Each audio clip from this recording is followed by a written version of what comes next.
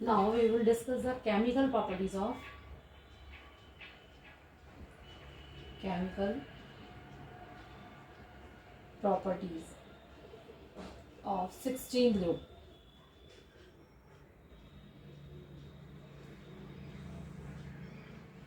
First, hydrides means reaction with hydrogen. Reaction with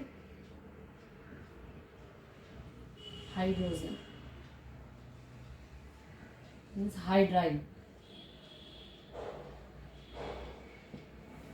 16 group members react with hydrogen to form hydrides like H2E. A is oxygen, sulfur, selenium, tellurium, ठीक है, and polonium. So for example, H2O, H2S, H2SE, H2PE and H2PO ले लेते हैं. तो main जो basically radio active element है इसको छोड़ के चले, 4 को ही लेके चले हम इसमें. तो H2O, H2S, H2SE, H2PE. First, the shape of these hydrides. All these hydrides show bent shape. Water की शेप आपको मालूम ही है, 2 लोन पेयर 2 बॉन्ड पेयर. तो ये तो आपको मालूम ही है इसकी शेप का 104.5 एंगल होता है इसका. तो बेंड शेप और you can say angular shape, angular shape. तो all these hydrides show angular shape. ठीक है, सभी की एंगुलर शेप होगी, सिर्फ ये नहीं कि वाटर की होगी. All these hydrides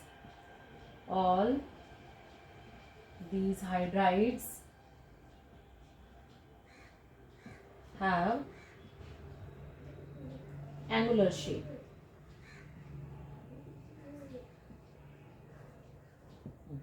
Second point, bond angle. Bond angle of these hydrides decrease down the group. Bond angle of these hydrides decrease down the group because the repulsion between bonded pair decrease down the group due to increasing size of central atom. यानी bond angle इनका down the group क्या होगा, decrease होता चला जाएगा क्योंकि central atom का size क्या हो रहा है, इंक्रीज हो रहा है. तो bond angle of these hydride decrease down the group because the repulsion between bonded pair. ऐसे करके आप लिख लो, because the repulsion between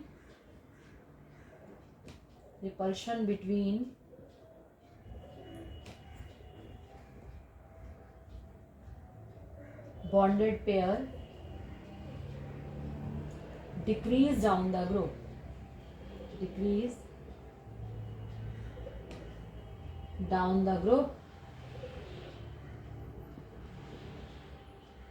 due to increasing size of central atom. Central atom का साइज बढ़ता जाएगा, बॉन्डेड पेयर के बीच में रिपल्शन कम होता चला जाएगा. And third, acidic character, acidic strength और एसिडिक करेक्टर. तो acidic character of these hydride decrease down the group और increase down the group. Acidic character of these hydride increase down the group. Down the group इनका acidic character increase क्यों होता जा रहा है, because इनके बीच की जो बॉन्ड लेंथ है M और H के बीच की, यानी E और H के बीच की बॉन्ड लेंथ जो होती है वो कैसी होती है, डाउन द ग्रुप बढ़ती चली जाती है. Means large bond length and low bond dissociation enthalpy. जितनी बड़ी बॉन्ड लेंथ होगी उतनी बॉन्ड डिसोसिएशन एंथैल्पी क्या होगी, कम होती चली जाएगी. तो सपोज H और यहाँ आपने देखा है E है ना, डाउन द ग्रुप जाओगे तो और ज़्यादा इनकी बॉन्ड लेंथ जो है बढ़ती चली जाएगी. मीन्स यहाँ इसकी आ रही है ऑक्सीजन की, देन सल्फर, फिर सेलेनियम, देन टेलुरियम. तो large bond length and low bond dissociation enthalpy ना. तो large bond length and low bond dissociation enthalpy. Bond dissociation, enthalpy. जितने इजीली बॉन्ड क्या होगा, ब्रेक हो जाएगा, यहाँ से बॉन्ड ब्रेक होता जाएगा, HI रिलीज होंगे। इतनी क्या शो कर रहा है, एसिडिक कैरेक्टर शो कर रहा है ये। तो down the group acidic character जो है इनका इंक्रीज हो जाता है। तो टेलुरियम में H2TE जो होता है मोर एसिडिक होता है, और यहाँ पर आपको मालूम ही H2O किस में आता है, न्यूट्रल में आ जाता है। नेक्स्ट प्रॉपर्टी शो करते हैं स्टेबिलिटी, यानी thermal stability. Thermal stability, stability always down the group decrease ही होगी। ये हर ग्रुप में ही आपने पढ़ना है H2, क्योंकि down the group size increase होगा, it means bond strength weak होती जाएगी। तो H2O, H2S, H2SE, then H2TE।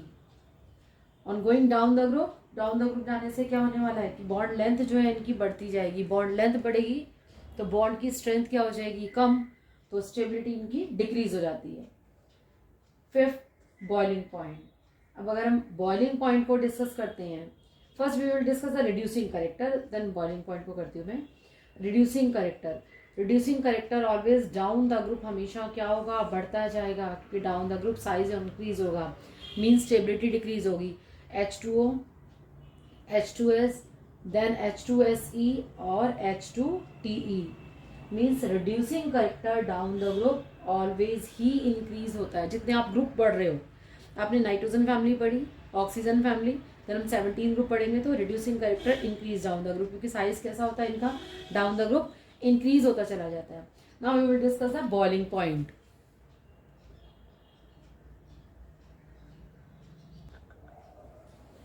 Next is boiling point.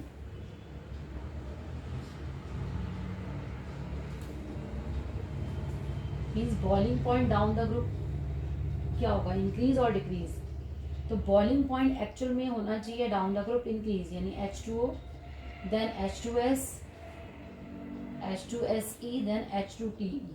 Because down the group atomic number increase होगा, atomic due to increasing atomic number, surface area will also increase, surface area बढ़ेगा, it means bondable force increase होगा। तो H2TE के high होने चाहिए, but actual order, expected order is this, expected order यही होना चाहिए, बट एक्चुअल ऑर्डर क्या होता है इसमें, H2S, then H2SE, then H2TE, और लास्ट सबसे ज्यादा किसके हो जाते हैं, H2O के।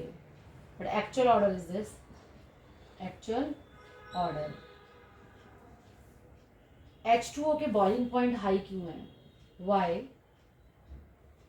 H2O has higher boiling point than H2S? Answer is due to hydrogen bonding. Due to hydrogen bonding. Hydrogen bonding की वजह से इसके जो है बॉइलिंग पॉइंट हाई हो जाते हैं, जबकि सबसे कम होने चाहिए वाटर के, क्योंकि डाउन द ग्रुप जो है बॉइलिंग पॉइंट इंक्रीज हो रहे हैं, बट इसके हाई होते हैं due to hydrogen. Now the oxides, oxides of 16 group.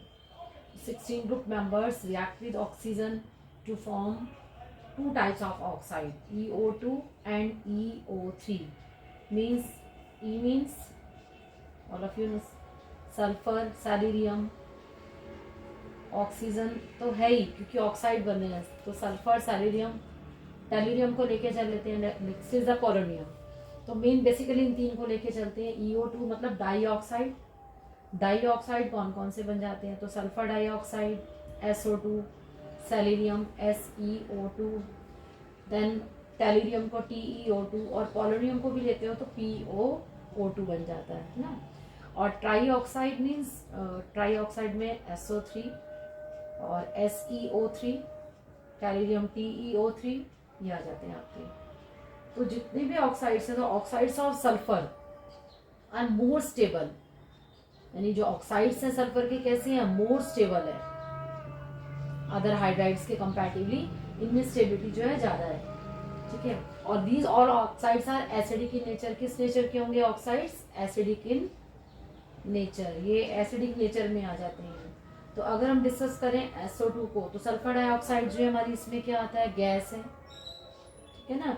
सैलिरियम को डिस्कस करें तो SiO2 is a white crystalline solid, white crystalline solid. और बाकी इसमें क्या बच गया हमारा, टेल्यूरियम बच गया है ना। इसमें जो आता है हमारा टेल्यूरियम हो गया, पोलोनियम हो गया, ये भी किसमें आते हैं, क्रिस्टलाइन आयनिक सॉलिड में आ जाते हैं ये भी। तो TeO2 इज ऑल्सो क्रिस्टलाइन, जिसमें non volatile crystalline solid, crystalline आयनिक सॉलिड। तो इनमें जो है आपका बेसिकली आपको क्या ध्यान रखना है, एसिडिक करेक्टर के ऊपर ध्यान रखना है कि ये सारे ऑक्साइड एसिडिक नेचर के होते हैं। अब नेक्स्ट जो रिड्यूसिंग प्रॉपर्टी होती है डाइऑक्साइड की, तो reducing property of dioxide decrease down the reducing properties of in oxides की बात कर रहे हैं, तो रिड्यूसिंग प्रॉपर्टी ऑफ डाइऑक्साइड की बात कर रहे हैं। ग्रुप में तो आपको मैंने बताया था कि ग्रुप में कैसे थी, reducing character down the group में इंक्रीज हो रहा था, ऑक्सीजन, सल्फर, सैल्यूरियम, टेल्यूरियम, पोलोनियम में। यहाँ रिड्यूसिंग प्रॉपर्टी डिस्कस कर रहे हैं हम किसकी, डाइऑक्साइड की, तो वो डिक्रीज हो रही है, डिक्रीज फ्रॉम SO2 सल्फर से लेके कहाँ तक जा रही है, टेल्यूरियम तक, तो TeO2। इसका मतलब हो गया कि जो SO2 है वो आपका रिड्यूसिंग वाला करेक्टर शो करेगा, TeO2 जो हमारा क्या शो करता है, ये ऑक्सीडाइजिंग एजेंट में आ जाता है, ऑक्सीडाइजिंग एजेंट में शो कर जाता है, और यहाँ पर ये जो है हमारा रिड्यूसिंग करेक्टर में शो कर जाता है। ठीक है, तो बाकी आपको मैंने डिस्कस कर दिया कि सारे के सारे किस नेचर के आते हैं, एसिडिक नेचर के आते हैं। ठीक है, now hexahalide, now halides, all the 16 group members react with halogen to form halides. Halides like hexahalides, they form tetrahalides and dihalides. Hexa, tetra and dihalides, ये आपके हेक्सा में आ गए, हेक्साहैलाइड्स। यहाँ पर आ गया टेट्राहैलाइड्स, और ये आपके हो गए dihalides. X halogen atom, halogen atom यानी फ्लोरीन, क्लोरीन, ब्रोमीन और आयोडीन, उसकी बात करेंगे। और E is the member of this group. E में, E means oxygen, sulphur, selenium, tellurium and polonium. तो और जितने भी हेक्साहैलाइड्स हैं, हेक्साहैलाइड्स पहले रिएक्टिविटी इनकी हेलोजन के साथ कैसी है, the stability of halides, the stability of the halides decreases in this order। किस ऑर्डर में इनकी स्टेबिलिटी, हैलाइड्स जो बन रहे हैं डिक्रीज हो रही है। फर्स्ट यानी कि फ्लोराइड वाले मोर स्टेबल होंगे, देन क्लोराइड, देन ब्रोमाइड, और फिर क्या आ जाएगा, आयोडाइड आ जाएगा। तो जितने भी हेक्साहैलाइड्स हैं, hexa fluorides are only stable halides. जो हेक्सा आपके जो है फ्लोराइड्स हैं, hexa fluorides are the most stable halide, most stable halides।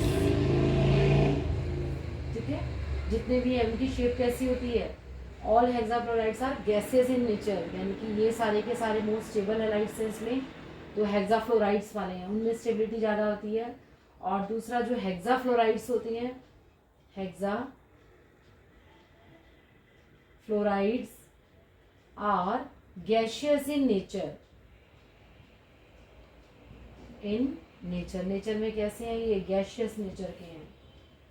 Third, इनकी ऑक्टाहेड्रल ज्योमेट्री होती है, यानी ऑक्टाहेड्रल स्ट्रक्चर बनता है। ऑक्टाहेड्रल स्ट्रक्चर कैसे, सपोज आपने SF6 ले लिया फॉर एग्जांपल, ये लाइक दिस ऑक्टाहेड्रल,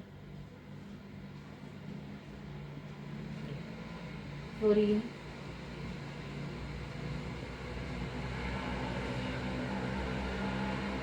यानी कि ऑक्टाहेड्रल स्ट्रक्चर को शो करते हैं। और SF6 जो है एक्सट्रीमली स्टेबल भी है due to steric hindrance factor. यानी क्यों स्टेबल है, क्योंकि ये केमिकली इनर्ट भी हो जाता है। यहाँ पर आपने सल्फर ले रखा है और यहाँ पर सारे क्या लगे हुए हैं, 6 फ्लोरीन एटम जो उसको प्रोटेक्ट कर रहे हैं सल्फर को। तो SF6 जो है यहाँ पर आपका एक्सट्रीमली स्टेबल भी है, एक्सट्रीमली स्टेबल। स्टेबल होने का रीज़न यही है कि यहाँ पर सल्फर को कितने 6 जो है इसने फ्लोरीन एटम ने जो है इसको प्रोटेक्ट कर रखा होता है, ठीक है ना, ताकि अटैक वो नहीं होगा। तो स्टेबिलिटी को शो कर जाता है ये। तो ये तो इसके हेक्सा थे। अब now we will discuss the tetrahalides किस टाइप के हैं। तो टेट्राहेलाइड्स को डिस्कस करते हैं। इसके टेट्राहेलाइड्स, टेट्राहेलाइड मीन्स EX4 को, तो जितने भी टेट्राफ्लोराइड्स, सपोज SF4 कैसा हो गया, gas, and SeF4 is the next member, sulphur selenium is liquid, and TeF4 tellurium fluoride solid. तो टेट्राहेलाइड जो शो करते हैं इसमें SF4 जो है हाईली रिएक्टिव है, highly reactive. All these tetrafluoride show सीसा ज्योमेट्री। इनकी हाइब्रिडाइजेशन कितनी थी, sp3d2, 6 बॉन्ड हो गए ना। दे show arrangement is trigonal bipyramidal, but geometry is 1 lone pair, 1 SF4 ना, 1 सॉरी इसका स्ट्रक्चर मैं आपको दोबारा बनाती हूँ, इसका स्ट्रक्चर थोड़ा गड़बड़ हो गया। SF4 में सीसॉ ज्योमेट्री है इसकी, लाइक दिस, S या 1F 2 3 4, और यहाँ एक आ गया लोन पेयर। तो सीसा ज्योमेट्री को शो करते हैं। All these tetrahalides show seesaw geometry and hybridization is sp3d5 हो गए ना, 1 2 3 4 5 बॉन्ड पेयर आ गए। तो sp3d जो है इसमें हाइब्रिडाइजेशन हो गई, और सीसा इसकी कैसी हो गई, ज्योमेट्री को शो करते हैं। और dihalides, now dihalides, so all the element except selenium form dichloride and dibromides. So all the elements, all the element except selenium form stable chlorides, stable dichlorides,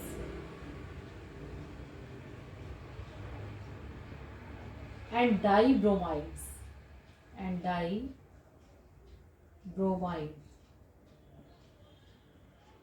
ठीक है। तो इसका मतलब amongst the dihalides HCl2 is best known। इसके बारे में आप जानते हैं, बेस्ट नोन। HCl2 मीन्स कैसी शेप हो जाएगी, एंगुलर शेप। सल्फर है 6 वैलेंस इलेक्ट्रॉन ना, 2 Cl क्या शो करता है, angular shape, angular in shape, and show sp3 hybridisation, 2 lone pair and 2 आ जाएंगे इसमें बॉन्ड पेयर। तो ये आपके डाई हैलाइड्स में था। डाई हैलाइड्स में बहुत सारे आपको देखने को नहीं मिलते। अब वेल नोन मोनोहैलाइड्स कौन से हैं, इसमें कुछ मोनोहैलाइड्स भी आते हैं। मोनोहैलाइड्स, जो मोनोहैलाइड्स होते हैं वो डाइमर बना लेते हैं, ठीक है। The monohalides are dimeric in nature. Dimer मतलब 2 मॉलिक्यूल कंबाइंड हो जाते हैं, डाइमेरिक इन नेचर। डाइमर बनाते हैं जब 2 मॉलिक्यूल कंबाइंड होते हैं। सपोज NO2 है तो NO2 का पढ़ते हैं N2O4, this is a dimer, इसको डाइमर बोलते हैं। अब यहाँ पर इसमें आपका आ गया एग्जाम्पल्स, जैसे S2F2, S2Cl2, ये ना S2Br2, Se2 सेलेनियम का, Se2Cl2, और Se2Br2, ये सारे इसमें आते हैं। तो डाइमर जो होते हैं दे अंडरगो डिस्प्रपोर्शनेशन रिएक्शन, यानी ये जो शो करते हैं डिस्प्रपोर्शनेशन शो करते हैं, और ये रिएक्शन आपकी इंपॉर्टेंट है डाइमेरिक स्ट्रक्चर में। सपोज Se2Cl2, एनसीईआरटी में भी गिवन है ये, सैलिरियम क्लोराइड SeCl4 प्लस इसमें आ जाता है सैलिरियम। तो यहाँ पर सैलिरियम कितनी ऑक्सीडेशन स्टेट शो कर रहा है, +1 से यहाँ पर SeCl4 +4 हो गई, और यहाँ पर क्या शो कर रहा है 0। तो +1 से +4 हो रही है, मीन्स क्या हुआ ऑक्सीडेशन, और यहाँ +1 से 0 होगी, मीन्स क्या हुआ रिडक्शन। तो इसमें जो है एक ही कंपाउंड क्या शो कर रहा है, ऑक्सीडेशन भी शो कर रहा है और रिडक्शन भी।